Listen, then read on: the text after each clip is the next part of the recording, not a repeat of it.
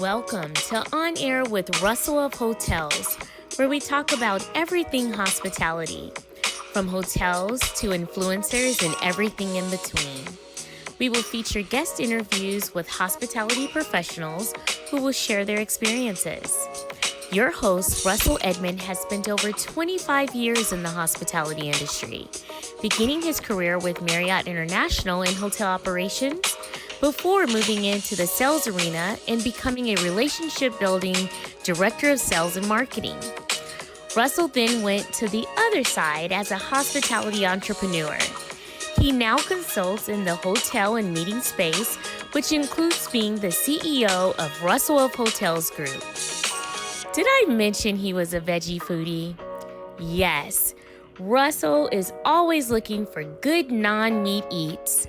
Please welcome your host, Russell Edmond.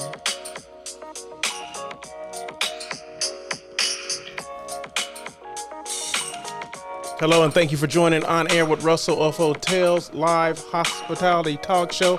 Today is Valentine's Day, so happy Valentine's Day to everyone out there. Appreciate you joining me today. And of course, I couldn't forget about Valentine's Day, right? So, that's the thing, live in the moment, right? The moment is Valentine's Day.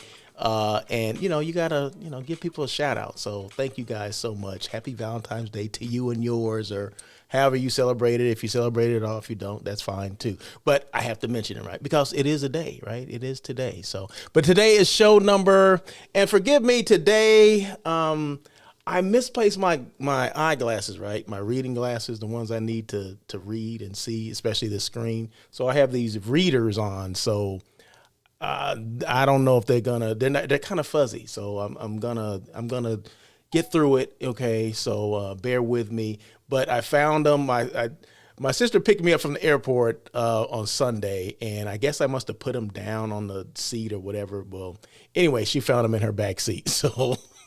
So there you go. So, and she doesn't live near me, so I'll get them at some point. But anyway, thank you so much, Marsha, for at least letting me know that you do have them. And happy Valentine's Day to you too. So, but anyway, today is show number 196, countdown to 200. Who would have thought, right? 200 shows. And I got to give myself a round of applause for that, right? Because we all know, and I always make sure I share this, that the average length of a podcast goes 6 episodes, and I've managed to do 196 as of today, going on 200. And I have a guest for show number 200. It's going to be none other than Miss Tina Zasati with the Garland Hotel in North Hollywood. So, and what's so special about Tina, you may ask? Tina used to work for me, right? And she's one of those people that listened, right? Who got it, who understood. And I'll share, and I know I've shared a story or two about her, because most recently I actually placed a group in her hotel, right? So, of course, when they're on my mind, I have to think about different things that happened during the time that we worked together. So I'll share some of those things, and I'm sure she'll share some things too. But now that we look back on it today, it was pretty funny, that some of the things that I said and some of the things, when you want certain things out of your job, sometimes you got to take your show on the road. I'll just leave it at that, right? Because I've shared this before, and I want to wait, until the date. I want to say the date is going to be show number 200 is going to be March 14th. Okay, so look for Tina to be on that show on March 14th. So that's gonna be fun. So what a way to come into 200 shows as the someone that you respect and appreciate, and someone that listen. And I really appreciate Tina listening and following what I said, and not that it molded her career or whatever, but she'll share the parts that I kind of got involved with her career. So, but it's going to be interesting. It's going to be fun. It's going to be fun. So there you go. So that's going to be show number 200. So countdown to 200. Once again, it's going to be March 14th. Same bat time, same bat channel. We're live here on LinkedIn as well as YouTube. Today is February 14th, Valentine's Day, of course. And this On Air Russell of Hotels. I'm your host, Russell Edmond, right? And I go by the name of Russell of Hotels. But I'm Russell Edmond, okay, just in case you're like, who is this guy? He looks familiar, right? But I don't know. his last name is Hotels. Middle name is Of. You get some people like that. You never know. But anyway, let's see. Where am I? I was. Before I get into that, I have to move forward. Today, this month, Black History Month, of course. So, of course, I'm celebrating all month. I celebrate all year because I'm Black, right? So, so there you go, right? But because they designated a time and a place, so I'm going to celebrate, February too. I'm going to go all out in February, but, I celebrate it every single day of my life. Okay, so there you go. But this is just a quick quote. So I'm sharing quotes from, people in Black history. So today's quote comes from Dr. Mae Jemison. Mae Jemison is an astronaut, right? Maybe she's retired from being an astronaut, but she was, I want to say the first Black female astronaut to go into space. So there you go. So this quote comes from her. Never be limited by other people's limited imaginations. So listen to your own gut. Like if you imagine yourself doing certain things, then just do it, right? If I imagine myself doing a podcast, just do it, because you're always going to have doubters and people like, well, I don't think you should do that. Or that's not what I had in mind for you. What do you mean what you had in mind for me and what I'm going to do, right? So don't get caught up in other people's crap, okay? Follow your own voice, that little voice in your head, like, you should do this, that kind of, follow that, right? Follow your own stuff.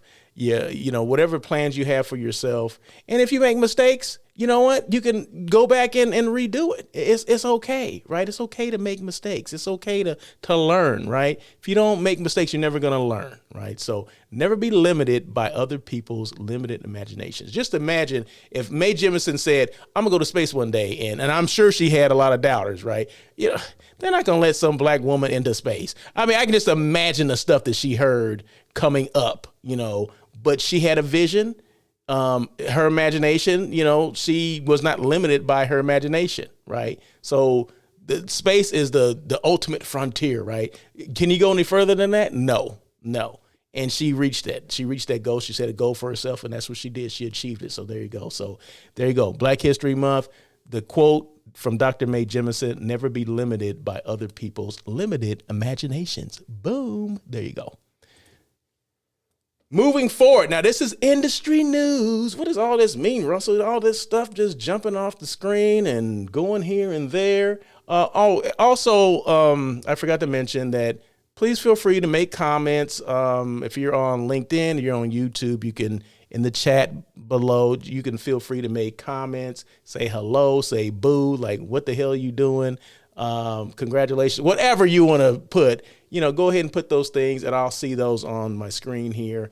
And you have questions, of course, I'll answer those questions. And I always give shout outs at the very minimal. If I see your name pop up, if I know that you're there, of course, I'm gonna give you a shout out. So there you go. And then this show is also a podcast, not just a live hospitality talk show that you can see me, right? You can actually just, if you don't want to see me at all, see what the heck I'm doing or what I'm wearing today.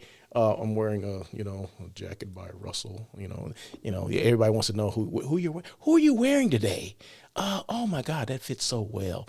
It is award season, right? So everybody's worrying about what people are wearing and who are they wearing, that kind of thing. I don't know where that came from, but sometimes you just pull stuff out of the air, right? And I saw it and I said, you know what, let me say that.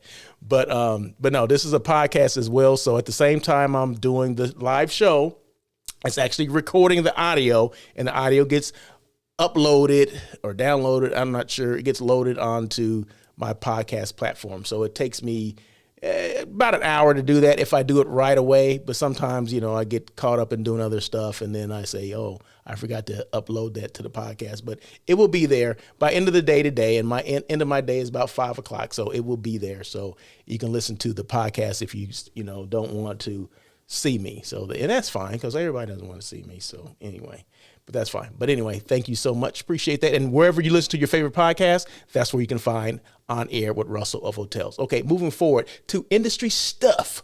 Different hotels for different groups. Why did I come up with this? Okay, last week I was in Nashville, right? And I'll talk a little bit more about that. But I was in Nashville, and I see now why Nashville is like this it's like people, it's popular in that area, right? It's popular. A lot of conventions and conferences go there. Music City, if you talk about Music City, you talk about country music, you talk about just music in general, there is a huge footprint on country music though there in Nashville. Okay. It's a cool vibe. It's different. It's unique. Okay. So I was pleasantly surprised being there. So I stayed in this hotel called the Drury Plaza, Drury. Okay. Now I know the hotel. It's a chain. It's a smaller chain, but the Drury Plaza, I would say Drury Plaza is more of a select service hotel, although it does have meeting space. Now, this particular one was built in 2019, 289 rooms. I want to say 289 or 389 rooms, about 14,000 square feet of meeting space. But it's in a tower. It's not spread out like your typical select service hotel would be. So it's one tower, and it's nice. It had views of downtown Nashville, all that kind of stuff. So hey, it was great, right? And the price point was good, right? It was right where I wanted it to be, right? Compared to some of the other prices. So, and then you think about, why are there all these different hotels? Okay, Drury Plaza, and a lot of people haven't heard of Drury because they're, like I said, they're not a lot on the West Coast. The closest one I think that's to California, and someone can correct me if I'm wrong, is the one in Santa Fe, New Mexico. And that's how I'm familiar with it, because I was in Santa Fe a couple of years ago, and there's a Drury Plaza there. And I was able to do a site inspection at that hotel, right? So that's why I know of the brand. But I'm pretty sure they're more prevalent in the southern states. Okay, I'm not sure how many they have, and that's not the point of what I'm saying, is that people sometimes say, well, why are all these different hotels? Why are all these different brands? Why do we have all these hotels, right? And but I said, let's think about it like this. Like the major hotel brands, like say Marriott, Hilton, IHG. Okay, let's just throw those out there. Marriott specifically, because all my examples are Marriott examples. So Marriott has 30 brands underneath the Marriott brand. They have 30 different brands underneath there. 30 different brands. They can be, the JW, the Residence Inn, the Courtyard, the Fairfield Inn, and so on and so on and so on. I don't know all 30 brands. Spring Hill Suites, Town Place Suites. All those hotels are under the Marriott brand. And okay, now Hilton. Now you got full service Hilton. Then you have Hampton Inn, Homewood Suites, H Hotels, Embassy Suites. So you have all those, right? And then under IHG, you got Holiday Inn Select, you got Intercontinental, you got, you have all those kind of hotels under those brands, right? Well, they all come at different price points too. So just remember this, not one hotel fits all, right? Depending on why you're there, depending on why you need to stay in this hotel, it's all different price points. And why did I put down, if you look at right here where I put hotels for different groups, because different groups require different hotels. Because why? Because there's different price points, right? Even in groups is different price points. So you got sports teams, you got family reunions, conferences, conventions, business meetings, associations, fraternities and sororities, citywide conventions, overflow hotels, corporate group, sales trainings. All those different things may require different hotels. They don't all require the same ones, right? So a citywide convention probably would not use they may use the Drury Hotel, but it may be for an overflow situation. It won't be the host hotel, because if you go to conventions and conferences, major things, citywide conventions that take up everything downtown, they normally designate a host hotel, meaning that's where the bulk of the people or the VIPs are staying, right? And they may have some meetings there that take place. But the other hotels are considered overflow hotels, right? So those are the ones that you couldn't get into the main host hotel, so you had to stay in one of the other hotels. So when one fills up, then it goes to the other hotels, right? So where are you staying? Oh, I'm staying at the JW. Oh, you staying at the host hotel? Where are you staying? Oh, I'm at the Embassy Suites. It's across the street. Well, that's an overflow hotel, right? So just to give you an example. So But all of them come at different price points. Your convention, your heavy conventions, if you're a citywide convention going on, your prices at that host hotel are probably going to be a little bit higher. But as you filter down to like a Drury hotel, that price point is going to go a little lower because that's just the nature of that particular brand, right? That's just how it is. The prices may be higher than normal, but it's going to be priced differently from that host hotel. That's just how it is, right? So sports teams I do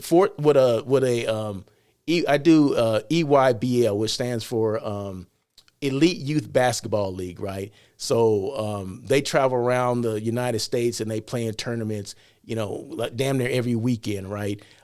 Different cities, different destinations everywhere throughout the United States. So would those sports teams stay at the JW? No, they would more than likely stay at a select service hotel like a Drury Plaza hotel. Because why?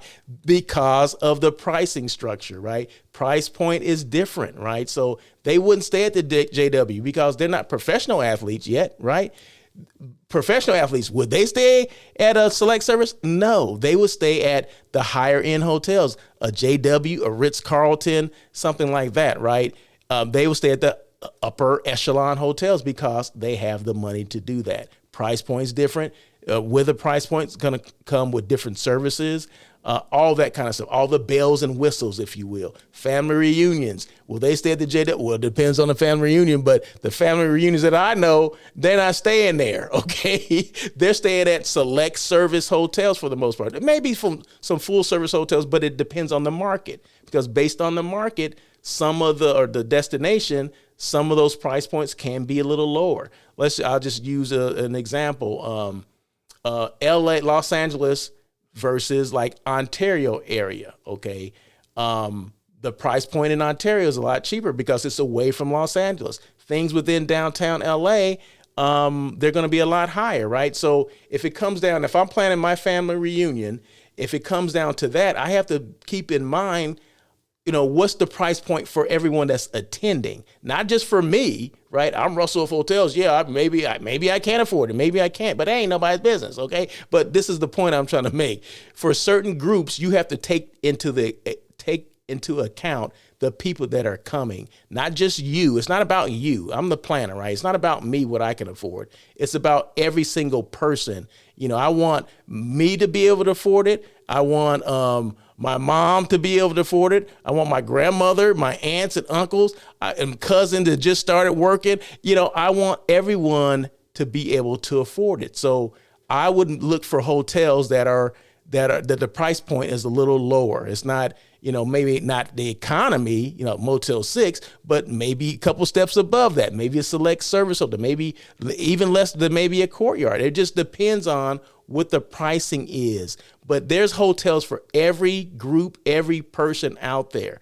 That's why there's so many different, like Marriott has 30 brands. Hilton has, they probably have close to 30 brands. I'm saying maybe 25 brands. IHG probably has another 25 brands underneath their umbrella of hotels, right? But all of them, the reason why there's so many different hotels, they all serve different people, okay? Some of them can serve conventions. You got 1,000-room hotels. Let's just throw out the Westin Bonaventure, Los Angeles, the downtown Los Angeles, 1,300 rooms, over 140,000 square feet of meeting space. Well, that's a convention type hotel or a major conference. They can have self-contained meetings in there. But when there's citywide conventions at the convention center, all the hotels downtown are asked to participate. Okay, some of them participate, some of them don't. Some of them just say, you know what? We're going to sit this one out. We just raise our rates. We want the transient business. We don't want that business that comes from there. We want the individuals coming there, at this price point, right? Because they know there's a convention going on, right? Some hotels won't play with that. They'll just say, we'll just do whatever we do. But guaranteed that the Westin Bonaventure being one of the larger hotels, the convention bureau needs the larger hotels to participate in those citywide conventions, right? And all the other ones would be, there may be a host hotel, which normally would be one of the Marriott properties. Let's say the JW or the Ritz-Carlton. That should be the host hotel. And then the other ones would be overflow hotels, right? So that's basically how it works, right? So There's hotels for every single group out there. So people always ask, well, why are all these different hotels? What do they all mean? What are they for? It just depends on what you're there to do, right? Corporate groups, sales trainings, overflow, and it also goes your location. You may be in one destination, but maybe you, for certain, like a sales training, you want to be at a golf resort because you want to do some type of team building or whatever. So now you're at a golf course or whatever, or a golf resort. Not everything is all about, being in a city, the middle of the city, middle of the town, right? It just depends. But that's where most of the what am I trying to say? The convention centers are in the middle of a destination in downtown or whatever. But like associations, their price point is not like a corporate group. Okay, fraternities and sororities, their price point is not like some associations or corporate groups at all, right? So maybe they may be used to staying at some of the larger full service, all the bells and whistles, 4 and 5 diamond, but they need to get it on and off seasons, right? So because once again, you want to appeal to everybody's budget, whatever their pocketbook is. And in fraternities and sororities, you got some people that are ballers and some people that are callers. They're calling the ballers, say, hey, give me some money. No, that was a joke. So it just depends. Dylan has a couple comments. Dylan Bowman, thank you so much. Though fair to say there is a benefit to signing into the CVB requested commitment. Yeah. I've been on both sides of that, Dylan, where, I've been at, downtown properties or just properties in general, like especially during Super Bowl, where they want rates from every hotel, right? Every hotel within the city, they want rates from there. And sometimes people choose to like, you know what, we're going to sit this one out and we're just going to raise our rates, okay? I don't want to be a part of the block. I want individuals. I'm not taking any group, so it just depends, right? So I've been on both sides of it where I've been part of the citywide convention, and I've also been like, you know what, we're going to sit this one out. We're just going to see if we can, capture more with just transient business. So when those hotels are closed out, they come to us kind of thing. So yeah, I've done that as well. You want to be in a hotel, the good graces of the CVB. Yeah. I mean, it's all about relationships, right? Because for hotels, the CVB, they're your client, and vice versa, right? They're your client or your partner. Let's say partner. Partner is a better word to use, right? So you always want to be Dylan says you always want to be in good graces with your CVB or DMO partner, which you should be. But you got to remember this too. You're there to make money. The hotels are there to make money. And sometimes ownership and management dictates what you do. Okay. I may be the director of sales and marketing for this particular hotel, but sometimes the powers that be get involved in it. And that's normally what happens. The powers that be get involved in it and they say, oh, why would we do that? Let's don't do that. We think we can make more money. This is an opportunity for us to make more money, meaning we'll set our own rate because when you go with the bureau, there's a rate that they're looking for, right? Because that's what the group is looking for. And sometimes, like I said, you want to go, well, what happens to the compression? Because there's compression, meaning if there's a citywide convention, what about the regular people that are coming that aren't not a part of that citywide convention? That's where that compression comes in, right? Like, okay, well, where do they go? So they're going further out now, right? Further from, say, that everything was downtown. Now things are going into the suburbs. So they're staying there. So if a hotel doesn't choose to do that, they could take advantage of that low-hanging fruit, if you will, and at a better rate, at a higher rate. At least that's what people think they'll get. So there's benefits to both sides of it. I'm definitely a proponent of being a partner with the CVBs and the DMOs.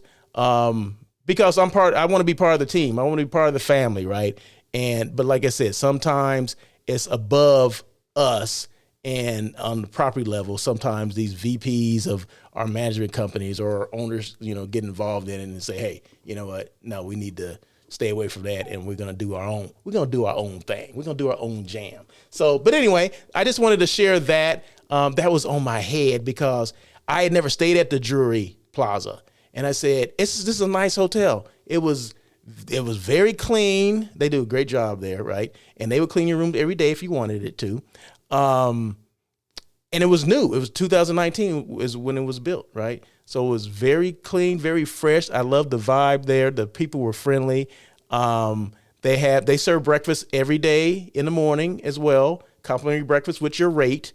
And it's on the 8th floor that overlooks the city, right? So you had great views, and that space you can use for meetings, right? And it was a great space it has TVs, it has fireplace, it has everything. So I can just see them reconfiguring that for certain groups or whatever. Or like for your traveling basketball teams, that would be great. For family reunions, get everybody together for breakfast, that would be great. So the Drury Plaza, like I said, there's a hotel for every group out there or for every individual.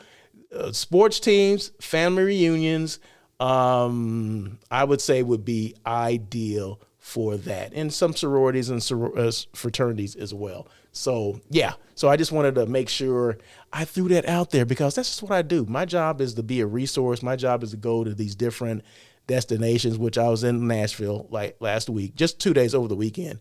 Got there late Friday. I think it was more like early Saturday morning, and then hit the ground running on Saturday, right? Just saw a lot of different things. So it was definitely fun. It was definitely, like I said, it was an eye-opening experience because I had never been there. But you hear things of, oh yeah, country music, Music City. Okay, all right, but what does that really mean? Until you go there and experience it and see like, oh wow, I can see why they do well with conventions. Just based on how things are set up, it's a very walkable downtown.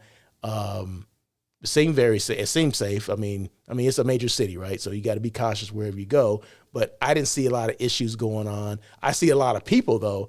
I mean, tons of people there, right? Downtown on Broadway. Broadway is the major street where a lot of restaurants, a lot of bars, a lot of live music going on. And when I mean live music and I mean bars going on, I mean damn near all day. Okay. You can walk by 20 consecutive bars with music, and it's all live music. It's all a different band playing simultaneously. 20 different places, 20 different bands playing 20 different songs. I mean, it was wild, and this was during the day. It wasn't just at night; it's during the day. Sunday, they're carting people at 10 o'clock in the morning. They're carting people coming in, drinking and and then the music's already going. It's cranking. So I was like, wow, this is interesting. And okay, they have the Rock and Roll Hall of Fame as well as the Country Music Hall of Fame and Country Music Museum is there as well, right? So walk through there. And then I didn't know this, but there is, this was something that kind of blew me away. The National African American Museum of Music is there. It just opened in 2021. It's not too far from where the Country Music Hall of Fame and Museum is. It's probably within a couple blocks of each other. You can walk there in probably about 10 minutes. So that's like 2 days. If you were there for like 3 days, 2 of those days would be taken up. One from the Country Music Hall of Fame and Museum, and the second day would be the National African American Museum of Music. I mean, you get everything. You get everything that you need musically from those two things, right? History and how they all started, all that stuff. It was very interesting. So would I recommend Nashville to go check out? Oh, heck yeah. Go to Nashville, check it out. And you'll see why they're taking business from Nashville's not a first tier city, okay? It's probably second or third tier city. But their infrastructure for conventions is sick. Okay, it is really sick. They got so much going on, and their convention center is 1.2 million square feet. You know what LA's is? I'm just throwing it out there. I'm not picking on LA. I live in LA, right? 750,000. So LA's convention center can fit into Nashville's convention center. Boom, I said it. Yes. Now I understand why a lot of groups go there, because, like I said, the infrastructure of that town, they want convention. They want tourism business. Make no bones about it. Okay. Some destinations don't say that, or they want it, but it's kind of passive, right? No, they want it and they're out there shouting for it. Okay. They created things based on conventions. It's a walkable city based on their conventions. So there you go. I mean, some other destinations are a lot spread out, like LA spread out. So you got downtown, you got, Santa Monica, you got all these different pockets of area, right? But Nashville, everything is downtown. The Titans, where the Tennessee Titans play, is in Nashville. The stadium is off of Broadway, that same street that has all the bands and everything. So just imagine you have a Super Bowl there. Have they had Super Bowl in Nashville before?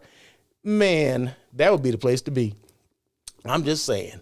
But anyway, enough of that, but yeah, different hotels for different groups. So no two hotels are alike for groups, and no two groups are alike. So the requirements are different, but basically it's the price points. Okay. That's the difference between one group staying at a hotel and another group staying at another hotel down the street, right? Those are different. So, but that's what I do. My job is to be a resource to people, to go out and kind of break things down like this. So hopefully I was able to break that down for you and understand what the heck I'm talking about. Talking about. You know how people, you talking about? No, it's talking about. Okay. But we get so used to just putting things together and just talking about. But I meant talking about. Okay. So, because my mom was listening to this, so I want to make sure, I don't get called on it later. Okay. Woo! I'm on a roll today. Anyway, okay. Mr. Craig Sullivan, founder and president of Click.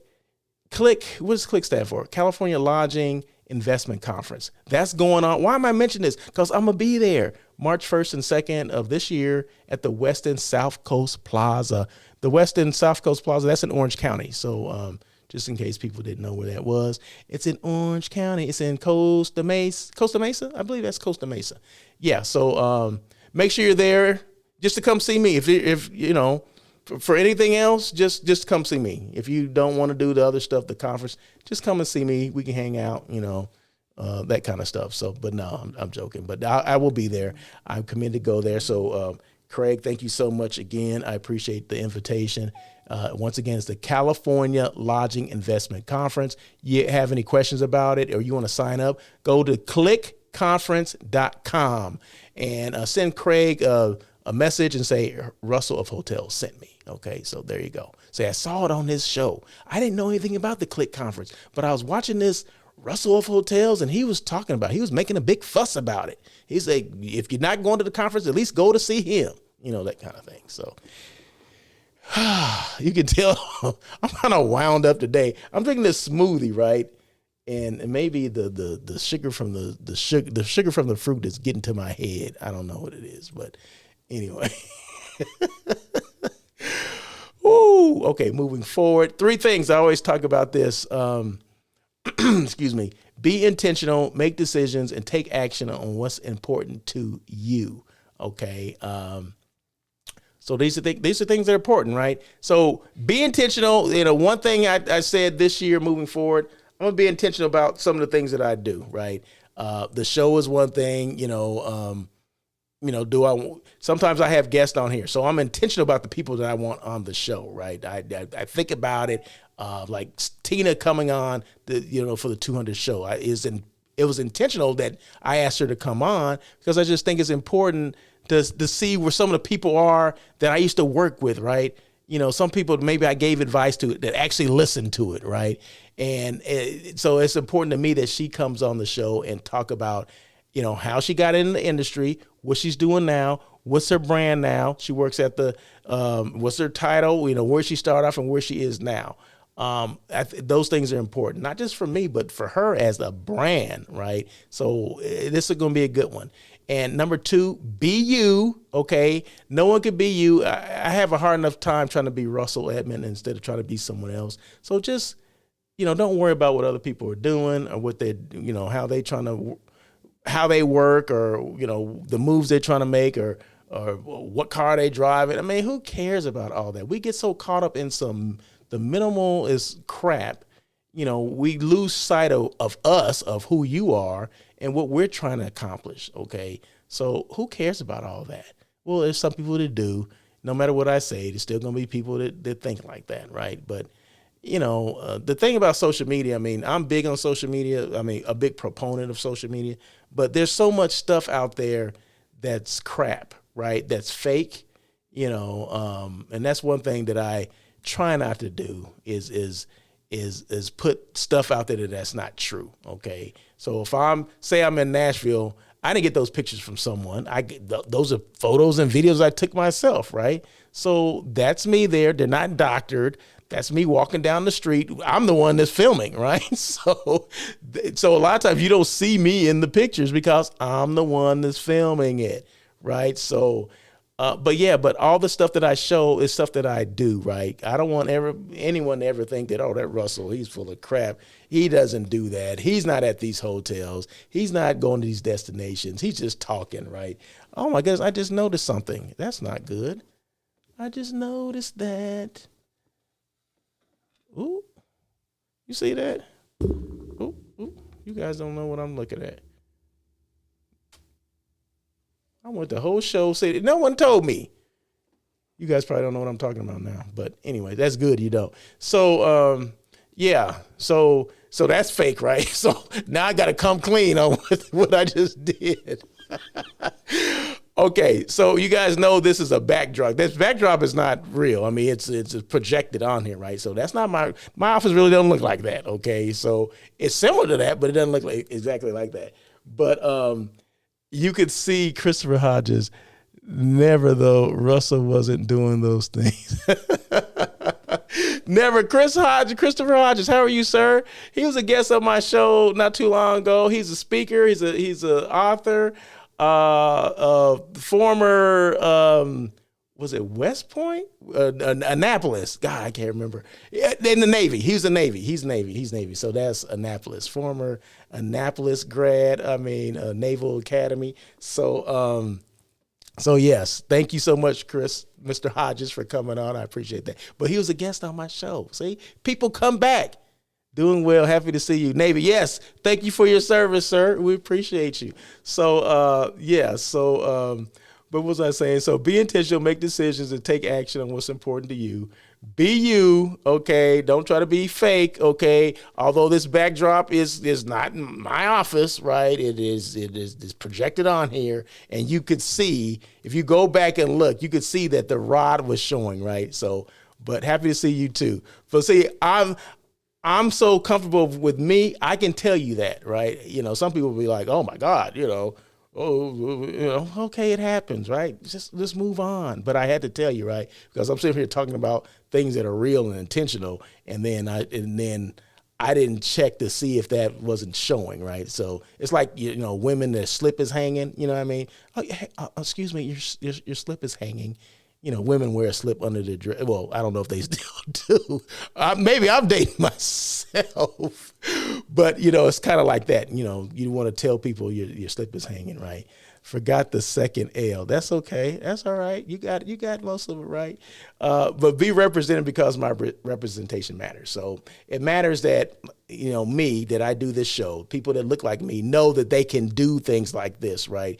They don't have to just do the 6 episodes and stop. You can continue to do it, right? You can get to 200 episodes if that's what you choose to do, right? But the thing of it is, know that you can have a show like this. Know that you can amass experience in whatever field that you're in, right? And you can talk about it, because this show and everything I do, postings and all that stuff, is all based on my experiences. It's based on things that I have experienced within the hospitality hotel space, right? So it didn't just come to me. I didn't just say, you know what, I'm gonna come up and just pull stuff from the air. A lot of times I do, but it's pulled from the air of the experience that I have amassed in my career, right? So between 25 and 30 years. I say 25 to 30 because I left the industry for a couple of years, and I just can't remember how long I left the industry. So I know it's between 25 and 30 years that I was involved in the industry.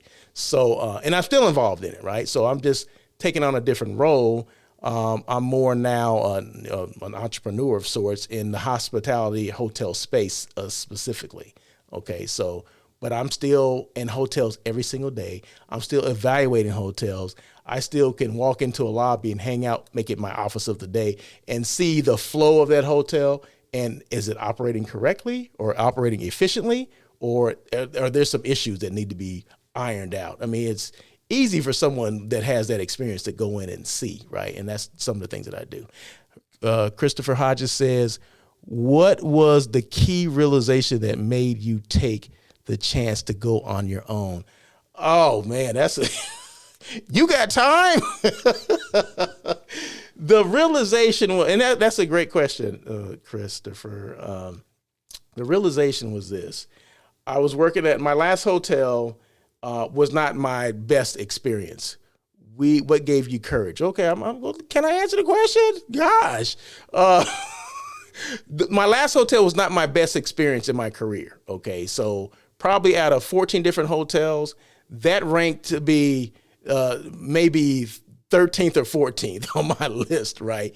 And it was because of, sometimes you can never, I mean, I guess I chose to go there, right? I chose to work for whoever I work for, but not knowing them and not knowing what their career path was and were they the right person to be the head of that particular hotel. Okay. And I didn't know that until I started there and then kind of figured out what was going on. And one thing, it was a realization, that aha moment when, you're trying to get things, your point across, and, on one hand, your general manager is telling you, okay, you do this, you should do that. And then when you do that, oh no, you can't do that, that kind of stuff. So there's a lot of indecisiveness. There's a lot of, not a lot of knowledge that a general manager should have. Okay. And then because you have to, as a director of sales and marketing, you have to have a buy-off on, from the powers that be, right?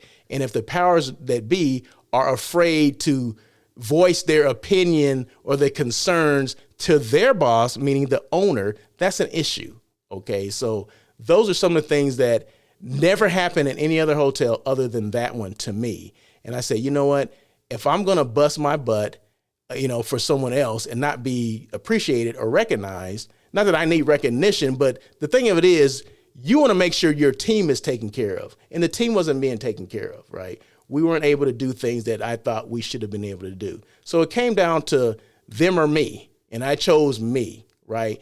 And I said, if I'm going to bust my hump every single day for a company and not be appreciated, I'm going to do it myself, right? I'm going to go and help out multiple hotels, because when you're a director of sales and marketing, you can only help out that hotel, right? You're limited to one.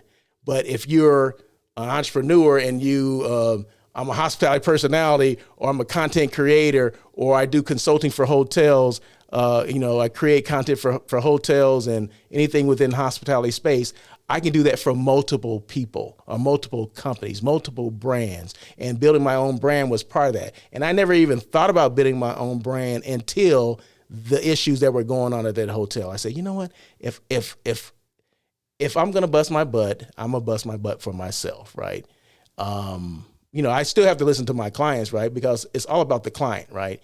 But that's okay. Right. I can be as creative as I want to be, and I can be appreciated. And I like that part of it, right? And I have a little bit more freedom to do some of the things that I've always wanted to do. And that's more branding and marketing than selling.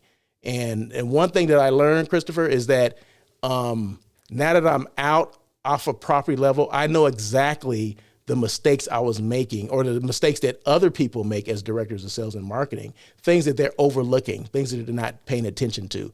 I see that now. Right? Being away from there. So was it easy? No, it wasn't easy. It's still not easy. I mean, you still have to get clients. You still got to do all these things, right? But I'm at a better place now because I know what I'm doing. And I know how I can help hotels, sales departments, marketing departments. I know how I can make them more efficient, more awareness of being aware, because the one thing that hotels struggle with is a lot of brand awareness, because there's many different hotels. Well, what separates your hotel from somebody else? You know what I mean? It's being noticed. And a lot of times we're not being noticed, and we don't know why we're not being noticed because we're not using all the tools that are out there for us. Well, I know the tools now. Christopher said, do you wish you had left earlier, followed your call to adventure sooner? No, timing is everything. Timing's everything, and it just came to that point, right? But I had left one other time before that, and I started another business. But that business, it was a in-home care business for seniors, right? So I started that back in between 2006 and 2009.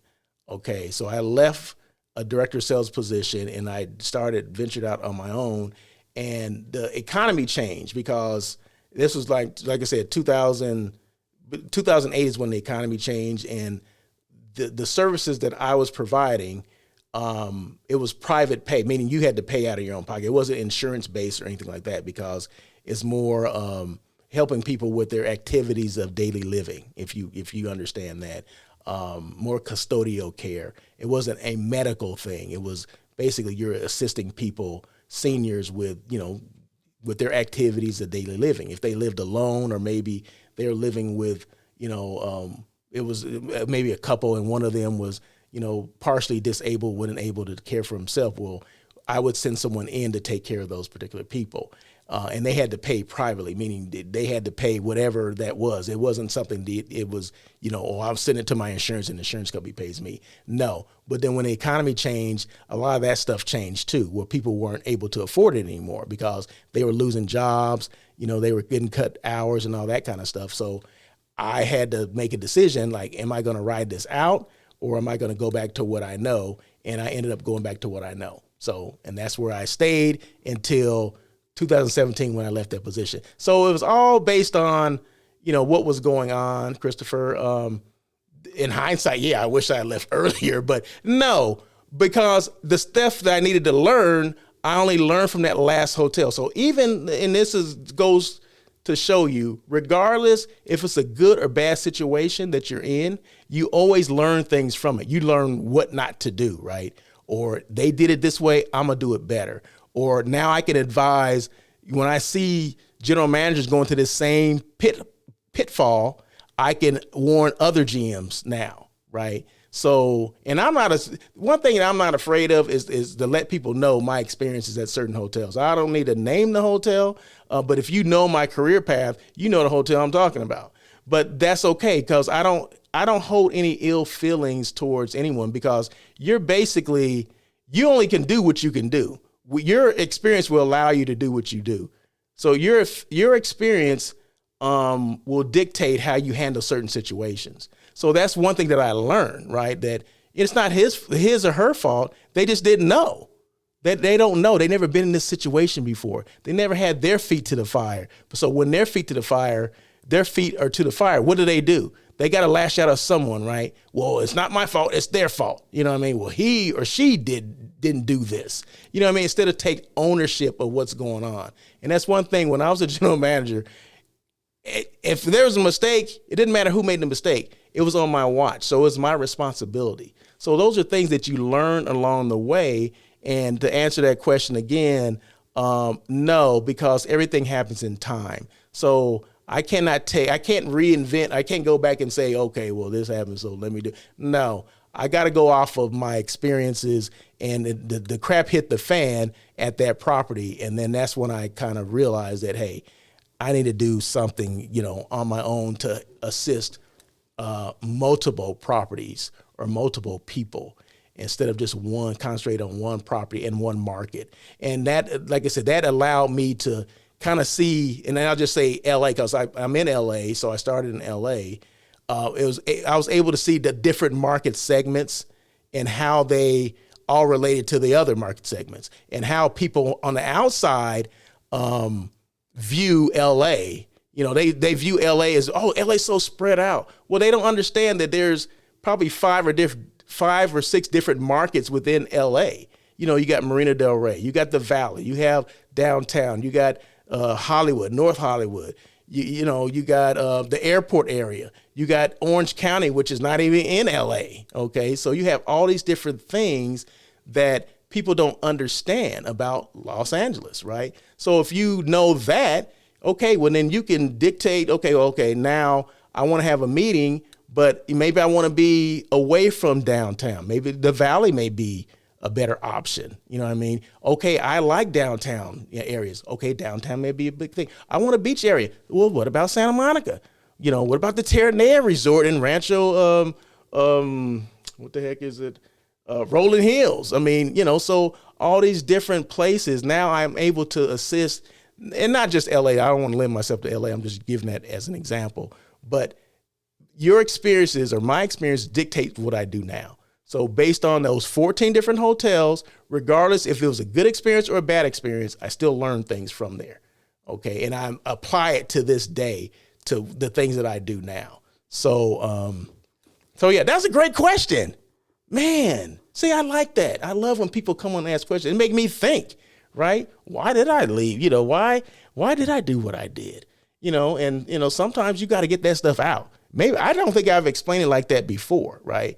But like I said, that's one thing about me. You got to be transparent and, not to throw anybody under the bus because, like I said, they can only do what their experience allows them to do, right? If you never experience things, then you can't expect like I said, when people's feet are held to the fire, they're just going to react. They're not going to think through it. They're going to react the only way they can because they're in an uncomfortable situation. I realize that now.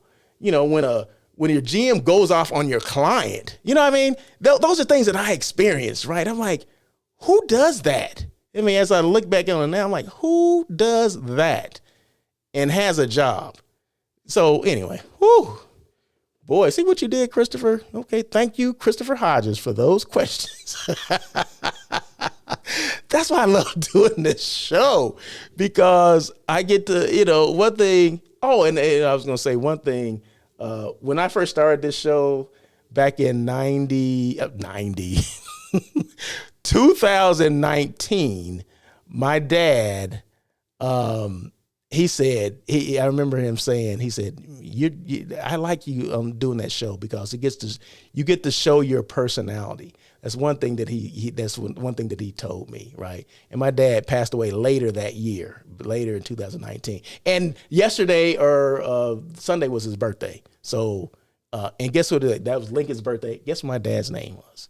Lincoln. Okay, Lincoln Edmond. So happy birthday to Lincoln Edmond.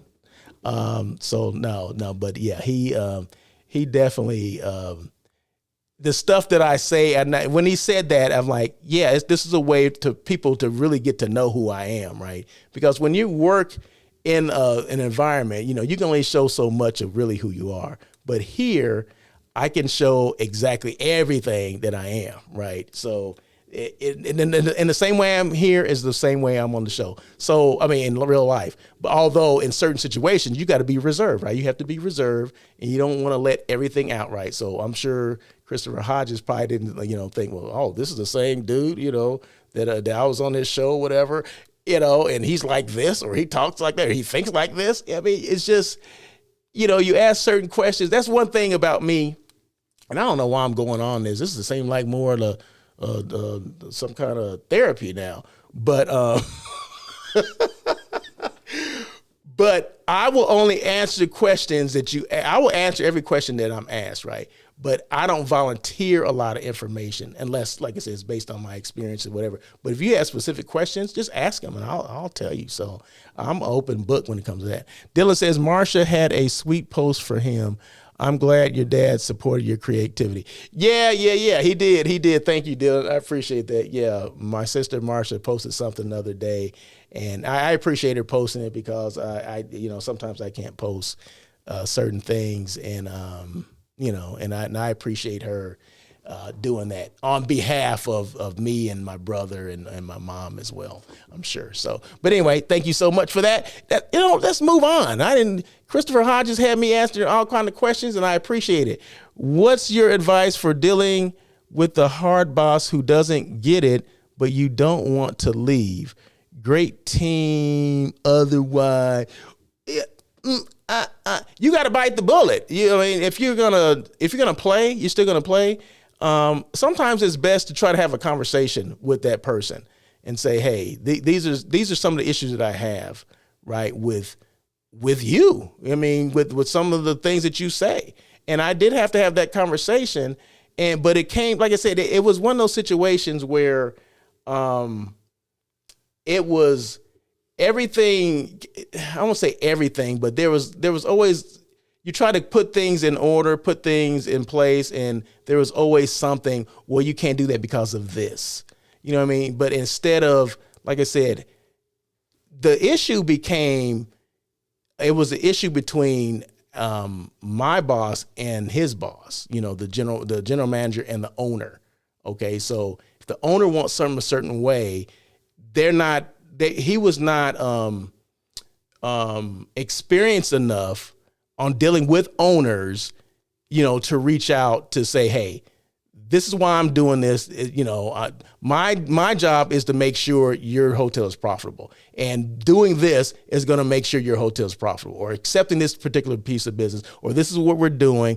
He needed to explain more things to his boss or be more comfortable in that. But he, like I said, if you don't have that experience and you're afraid to do that, and you're worried about your job, it's hard for me to get through to that person. So what do they have to do? So they dump on someone else, right? And I happen to be that next person in line to be dumped on, right? So it came down to, this wasn't a right fit. Although that was my dream hotel, okay? I would drive by that hotel on my way to another hotel that I was working at and say, because it's kind of set on a hill, I said, I want to work at that hotel.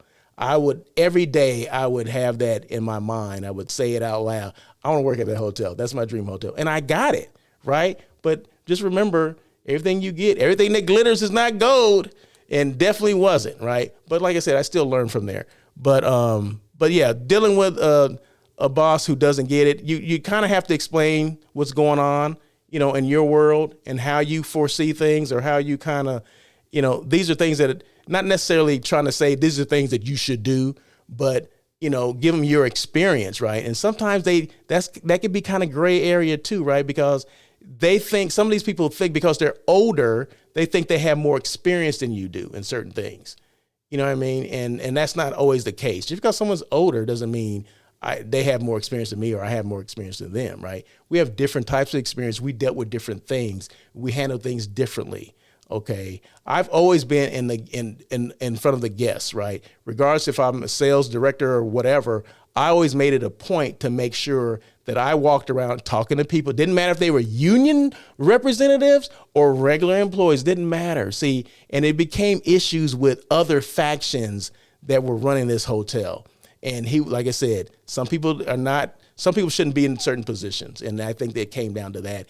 And I saw the writing on the wall. So when I said it was either them or me, it was them or me, right? So I had to make the decision at that point, say, regardless if I'm, my team is good and all that stuff, it just wasn't the right fit. So sometimes you do have to just say, you know what, I'm gonna cut my losses and go. But I would start with a conversation, maybe get HR involved in there as well, because there's going to be some HR issues. There's going to be some mediation that's going to be needed, right? And sometimes it's best but you got to remember this too. And this is one thing that really gets me, is that when you're working in that type of setting, HR needs to be independent of everyone in that hotel. And some hotels, and this one included, HR was in bed with the general manager. That's not how it should be. It should never be like that. HR, and I don't mean literally in bed. I mean, they thought the same, and one supported the other on different things that shouldn't even have gone to been brought to as an issue, right?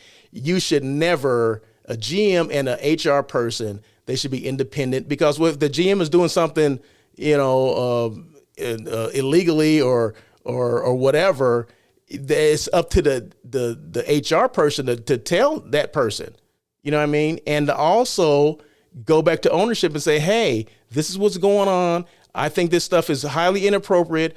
You need to talk to your general manager. I mean, that's just basically how it's supposed to work, right? But in a lot of places, I see this all the time, and it just chaps my hide that the HR directors are not independent.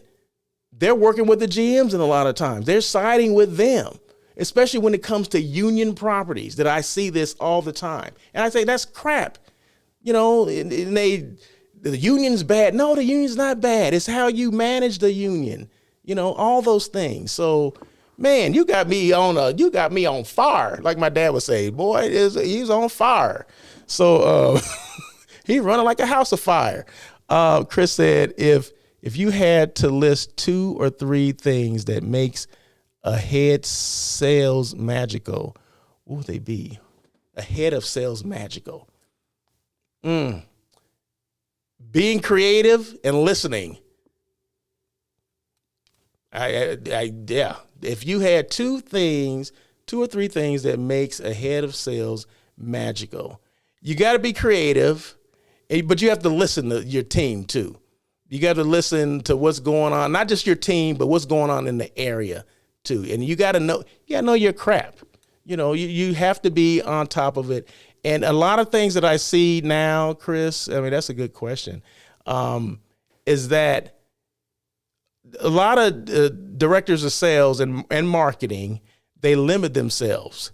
They rely on being a director of sales, and they omit the marketing part, which right now is the most important thing. So your directors of sales and marketing should be directors of marketing and then sales, right? Because coming through this pandemic, what was the biggest thing that was going on? People didn't, hotels are closed down. People didn't know if that one hotel was open and one hotel was closed, if you had salespeople there or not. Well, that was a time to be a marketer, okay? To be a branding, put your brand out there, market what's going on, let people know what's going on. That wasn't happening.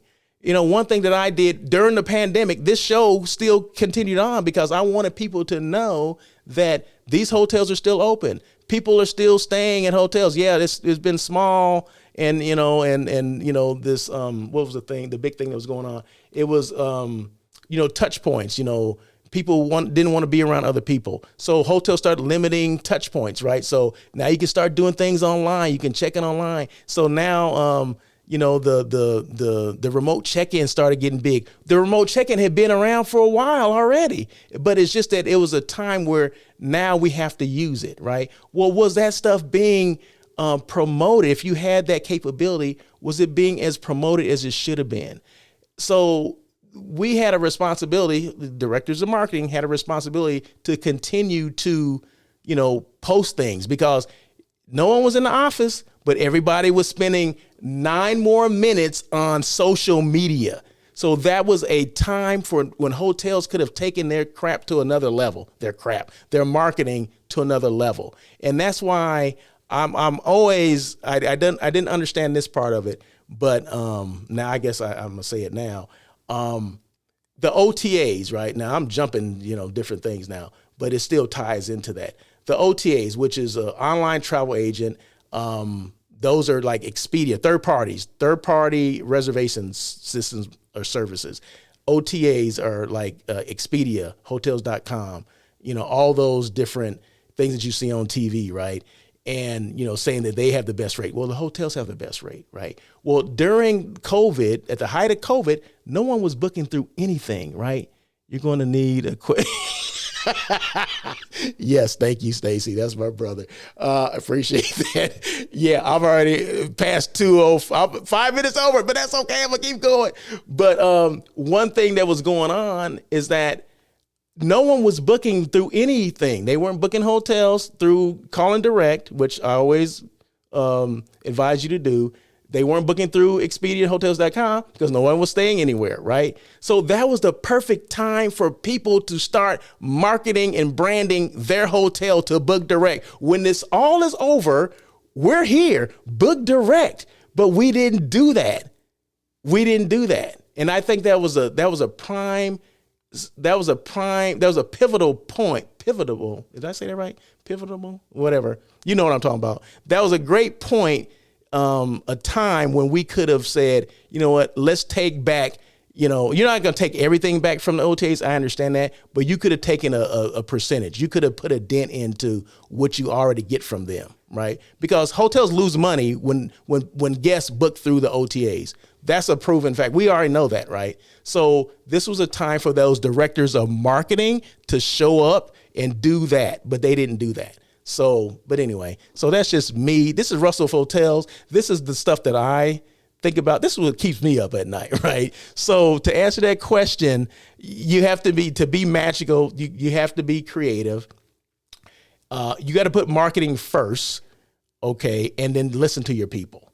Listen to your people. Make sure that you have relationships with your local CVB, your DMOs, what's the DMO stand for? Destination Marketing Organization. So you make sure you stay on top of them, or they stay on top of you, because they are your partners. Make sure you listen to your internal client, who are your employees, the people that work for you. Maybe even see, one thing that I did was I didn't limit my conversations in the hotel to just my staff. I talked to everybody. I had conversations with everybody, the front desk, what they deal with, what are they hearing from people, the housekeepers. I would walk the floors. I would check 5 rooms a day. That's what I did, right? They were like, where'd you go? I'm checking rooms. Why do you do that? Oh my God. Are you kidding me? You learn so much from what the housekeepers say. Yeah, and it could be a language thing, but hey, well, brush up on your Spanish then, okay? And that's what I had to do, right? I'd speak a little Spanish that I know. They'll speak a little English, but we got the information back and forth, right? We understood each other. I understood what they were dealing with. Those things are important when you are and on the executive level, right? And the director of sales and marketing is on the executive team. You're basically almost second in charge of that hotel, right? Because the success or failure for that hotel, it depends on the director of sales and marketing. If he or she is doing their right job, right? Or doing it effectively. So, yeah. So, man, Dylan says, sorry, ignore me. Okay, Chris, thanks. You started this. The genie's out of the bottle. One of the first signs that the OTAs were setting roots forever when they brought up all the keyword advertising for each individual. Yes. Yeah. They're ingenious. I mean, they're smart. The OTAs are definitely smart. You Google any hotel, and I guarantee you the first 3 things that say your hotel are actually not your hotel. Those are the OTAs. They want you to think that they're your hotel. They may even say, if it's the Russell Hotel, you Google Russell Hotel, the first couple things is going to say Russell Hotels in the frame, right? But you click on that, it'll go to another booking site. It's not going to that hotel. So yeah, so they own that. So they'll buy keywords. And you think that you're booking through them, but you're actually you think you're booking direct through the hotel, but you're actually booking through the OTA. Okay. You have to go down a little further down. And when you see, russellofhotels.com, then you're like, oh, okay, this is the one. Okay. But you have to look, because a lot of people make that same mistake, but they're able to buy that stuff, right? But hotels should buy, maybe a couple of those things too. It goes both ways, but the reason why OTAs are so successful is because their marketing budgets are a lot greater than hotels' marketing budgets are. Expedia spends more money than all the 3 major companies together in marketing. So that's why you see the things on TV like the Captain Obvious and all this Expedia and all this kind of stuff, because they have the money to do that, which leads people to believe that, well, if it's on TV, it has to be the best rate. You know what I mean? So no, it's not the best rate. It's not the best thing for you to do, but you do it because you see it on TV. So it's all about repetition. And they're doing the same thing that I'm saying that you should do for your hotel. They're branding, right? They're marketing all the time, the same things that we could be doing on social media, but we don't do. So just look at what the OTAs are doing for any hotel person that's out there, any director of sales and marketing or director of marketing and sales, any general manager. Look at what the OTAs are doing. Do the same thing, right? Post things, it works. I mean, people wouldn't know who I was if I didn't do this show, if I didn't do the postings that I do. I mean, a lot of people still don't know who I am, right? But I'm going to continue to do it, because what I'm doing is not for the people that follow me. It's for the people that don't follow me. that don't know what I do, that don't know who I am. Right. So, yeah, I will continue to do it as long as I have I can still talk. Right. I will continue to do these things because it's important that you get your brand out there. You create that awareness. Right. It's about branding your product, your hotel, your brand. And remember, every different hotel is its own brand. So don't depend on someone else down the street to do it just because you have the same name on the building, because that's not how it works. You have to take ownership for your brand. Okay, and if it's 1500 Main Street, that's the brand that you worry about. 1500 Main Street, not the one that's across the street. May have the same sign on their building that you have on yours, but you're the one on Main Street. They're the one on First Street. Okay, so two different brands. So we get caught up in this. Well, the brand does that, or they don't. They don't. So, but anyway. Woo, you guys got me going today. I'm going to have to cut this thing short. You guys, that Christopher Hodges, man, no, that was great though, Christopher Hodges. I appreciate you, man. I really do. So this is the place I stayed, and I'm going to try to wrap this up pretty quickly if I can. So this is the hotel I stayed in Nashville. I love the session. See you again soon. Russell, keep on rocking. Christopher Hodges, I appreciate you. Thank you so much for your questions. Remember, this is every Tuesday at 1 o'clock. So feel free to come back and ask your questions because I appreciate it because it makes things interesting and it gets me to thinking, right? So thank you. I appreciate you. So that was the hotel I stayed at, the Drury Plaza in Nashville, Tennessee. So that's where I stayed. Real quick. How do you increase social media engagement? I just said a lot of stuff. So consistency, add value, and be authentic. Be you. Just like I'm being me. I'm answering all these questions, right? And I probably didn't answer them the way people thought I would. I like I said, I'm an open book, and I'll let people know, what that aha moment was for me to leave that particular hotel and go and take my show on the road, so to speak. Reels. How do you reach? Okay, once you know what you should do, consistency, value, and authentic, how do you do that? I mean, how do you increase social media engagement? What tools do you use? I use stories, IG stories. I use IG Reels, Instagram Reels. I do lives on Instagram. I do lives on YouTube, lives on LinkedIn as well. It's just important that you get your name out there. And like I said, it's not about the people that follow you already. It's about the people that don't follow you. Who's hiring? Oh my goodness. Whew. Let's see. Who is hiring? Okay, LA Athletic Club. They're looking for a director of hotel and event sales. And these are positions that are in Los Angeles, just so you know. Highgate Hotel, they're looking for a director of finance in Los Angeles. Sofitel, they're looking for a banquet manager. Sofitel is in LA. Plaza Lorena, that's a boutique independent hotel in Westwood, right outside of UCLA. They're looking for a general manager, and they pay pretty good. It's a 44-room hotel. They pay pretty darn good, so check that one out. These are on, I think I got these from Indeed.com. The Proper Santa Monica, they're looking for a night manager. Oh, man, he or she's going to be in store for some stuff there, boy. Being a night manager, oh, that was fun back in the day. Hotel Angelino, they're looking for a revenue manager. Now, they've been looking and Hotel Angelino is in Brentwood, right off the 405 freeway. That circular building, that's right on Sunset, that's the Hotel Angelino. And they've been looking for a revenue manager for a while. How do I know that? Because the director of sales and marketing let me know. She reached out to say, hey, we're looking for a revenue manager. Do you know anyone? I said, I got to think about it, but I will at least mention it on my show. She goes, great. That was Natalie Finzi. Okay, so just for people that need to know, she's now the director of sales and marketing at the Hotel Angelino. Okay, I used to work with Natalie, right? So there you go. So, yeah, Hotel Angelino looking for a revenue manager, and that position's been open for a while. Non-Meat Eats. I was in Nashville. Do they have vegan food in Nashville? They have vegan restaurants? Yes, they do. I found two. But the one I'm going to mention is called the Southern V. V as in vegan. There you go. There you go. So, yeah, I had... It was a burger, right? I had this burger, but it was the best burger I ever had. Best vegan burger I have ever had.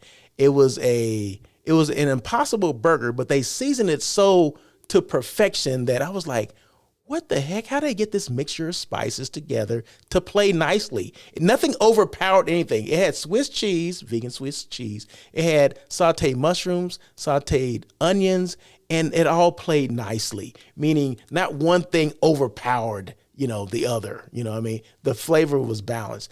It was the best burger I have ever had. So if you're ever in Nashville, you're looking for vegan, the Southern V. We did Uber and went there. And it wasn't too far from where we're staying, probably within 10 minutes. So, yeah, there you go.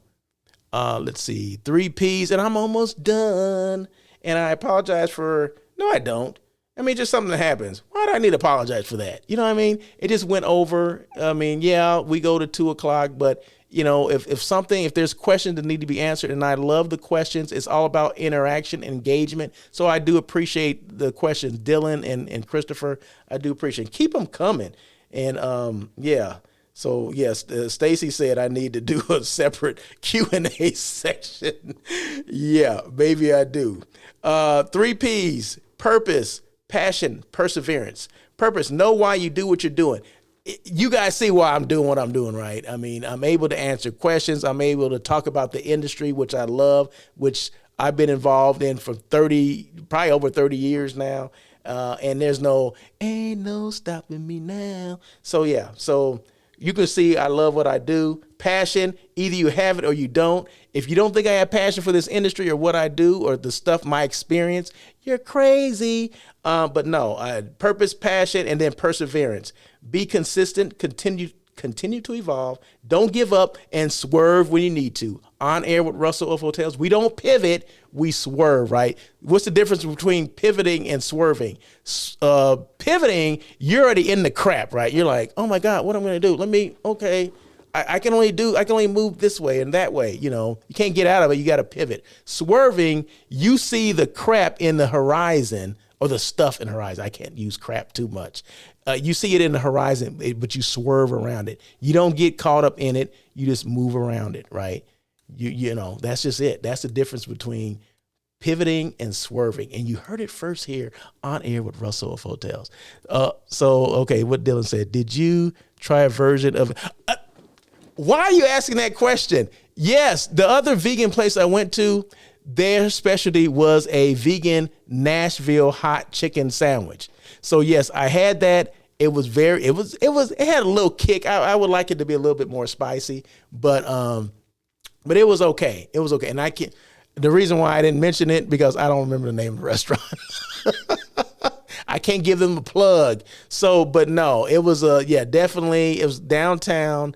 It was a Nashville hot chicken, because that's that whole Nashville hot thing came from Nashville, right? So yeah, of course they're gonna have a vegan one. So yeah, it was marinated in some type of spices, but it did have a little kick. I would like to have more kick, but it did have flavor and it was good. So I would definitely have it again and recommend that people go there. But I just don't know the name of the restaurant. So, but anyway, thank you guys so much for joining On Air with Russell of Hotels. Sorry I went a little over, but hey. That's the nature of the beast. See my contact information on the way out. Peace. Thank you for joining On Air with Russell of Hotels. Please tune in every Tuesday at 1 p.m. as we talk to other hospitality professionals. Your feedback is important to Russell. Feel free to email him at russell@russellofhotels.com with any questions or suggestions. Until next time, try not to be a person of success. Rather, become a person of great value.